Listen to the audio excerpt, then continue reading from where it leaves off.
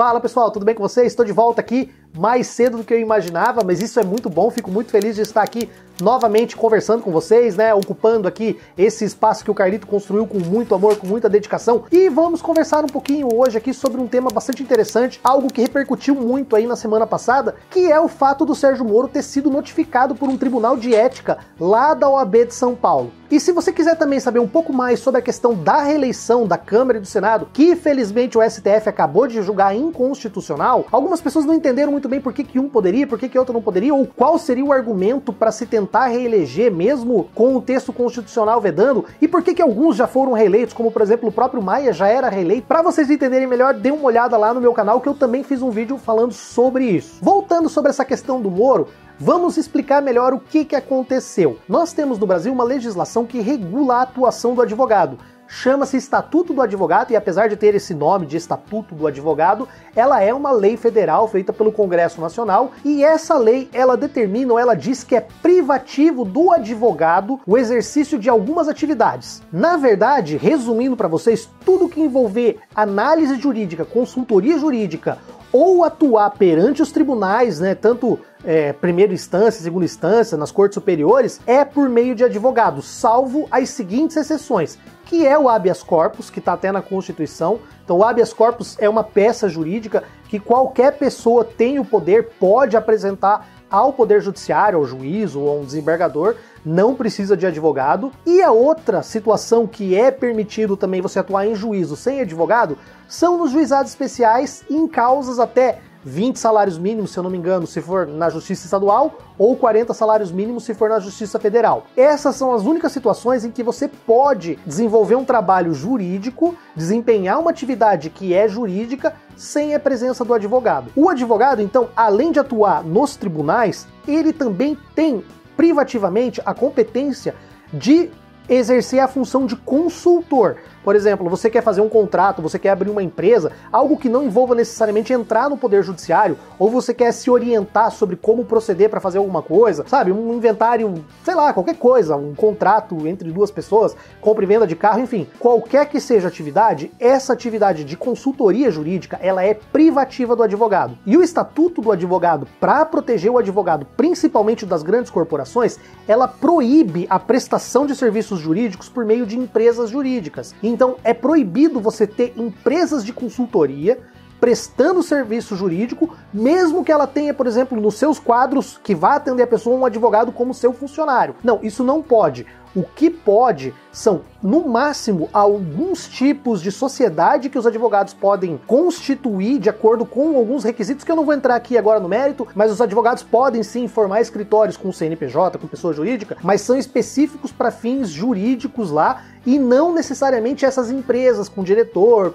com presidente, com vários órgãos, vários departamentos para consultoria. Isso eu tô falando pela legislação brasileira, em outros países não é. A advocacia no Brasil ela tem um tratamento diferenciado, ela proíbe, por exemplo, propaganda, ela proíbe o uso de nomes comerciais e tal. Isso é questionável, tem muita gente que acha que isso não deveria sim, outras pessoas acham que sim. Isso seria meio que para trazer uma espécie de balanço na atuação dos advogados, para que, por exemplo, um advogado que tenha muito dinheiro não possa gastar com propaganda e tornar a profissão talvez desleal por meio da publicidade, tá? Isso não acontece em outros países. Quem, por exemplo, assiste aquela Better Call Saul ou assistiu Breaking Bad lá, que tinha, por exemplo, e isso tem mesmo nos Estados Unidos, lá tem propaganda, tem comercial de advogado. No Brasil, diversas profissões têm essa proibição. Advogado, médico, dentista, essas pessoas eles não podem, né? Inclusive, por exemplo, para dar entrevistas em rádio, em televisão, tem alguns requisitos, alguns cuidados que eles precisam ter para não configurar uma propaganda irregular. Mas o Moro foi contratado por uma empresa de consultoria chamada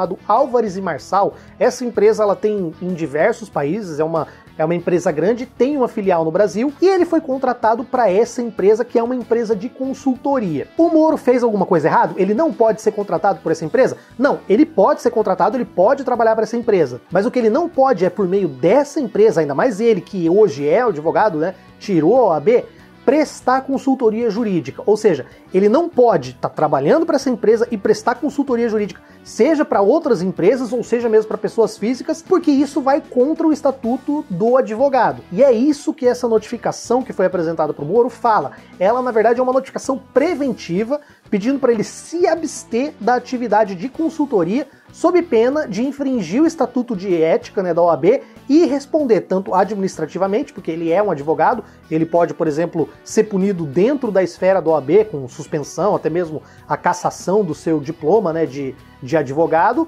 assim como eventualmente também judicialmente se ele exceder e acabar fazendo um exercício irregular da profissão. Mais tarde a empresa e o Moro vieram à imprensa e prestaram informações dizendo que não, que eles não vão prestar assessoria jurídica, que eles não vão trabalhar como advogados no Brasil, eles vão prestar assessoria de compliance e outros temas de investigação, de corporação interna e tal, mas é muito peculiar e é muito próxima essa atividade da profissão de advocacia. Então eu acredito que eles vão ficar em cima, porque o Moro, ele foi uma figura que quando era juiz, ele pisou e tripudiou muito dos advogados, então ele não respeitou e agiu de forma desleal com os advogados em alguns processos, então acredito que ele vai ser ali marcado de perto e vai ser bem acompanhado pela OAB nessa questão. Eu vou deixar para vocês aqui num comentário ou na descrição o link com essa notificação para que vocês possam ver. E, inclusive, eu vou deixar para vocês aqui também uma entrevista em que o Carlos Kaufmann, que é o presidente de ética da OAB, ele explica o porquê que foi expedida essa notificação e ele traz ali exatamente mais ou menos o que eu falei, porque é uma atividade que, se ele atuar privativamente como advogado dos clientes dessa Álvares e Marçal, ele estaria infringindo o estatuto da OAB, né? O estatuto dos advogados. Então, se vocês tiverem mais dúvida, dê uma olhada aí no conteúdo, dê uma olhada nessa entrevista, dê uma olhada na notificação e vou deixar para vocês também aqui o link da lei, que é o estatuto da OAB e também do regulamento geral da OAB, né, que fala do Código de Ética. É interessante porque eu falei esses dias atrás aqui no canal sobre moral e ética, e algumas pessoas às vezes vêm perguntar, mas Código de Ética, de profissão, isso e aquilo, o que seria, na verdade, o Código de Ética da OAB? Quando se fala em Código de Ética, nada mais é que um nome bonito para uma lei, mas não deixa de ser uma norma. Então, código de ética não significa que aquelas regras vão ser todas éticas. Ela é um conjunto de regras que precisa ser atendido, porque a palavra ética, ela acaba ganhando aí outros contornos, outras significações dentro desse aspecto. Mas, na verdade, o código de ética não é que é um código de leis éticas, né? É um código de normas de como determinada profissão, no caso aqui nós estamos falando do advogado, deve proceder. Então nós temos código de ética, por exemplo, do dentista, código de ética do médico, código de ética do contador, enfim, várias profissões têm os seus códigos de éticas que na verdade são apenas normas, são apenas leis. Pessoal, acho que era isso que eu tinha para falar para vocês, e se vocês quiserem saber um pouquinho mais sobre a questão da reeleição, dê um pulo lá no nosso canal.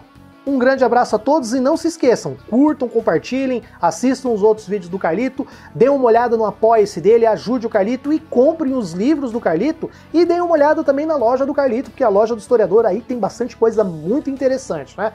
Como diz o Carlito, cabeça vazia é oficina de Bolsonaro, né? Então, um grande abraço a todos e até a próxima.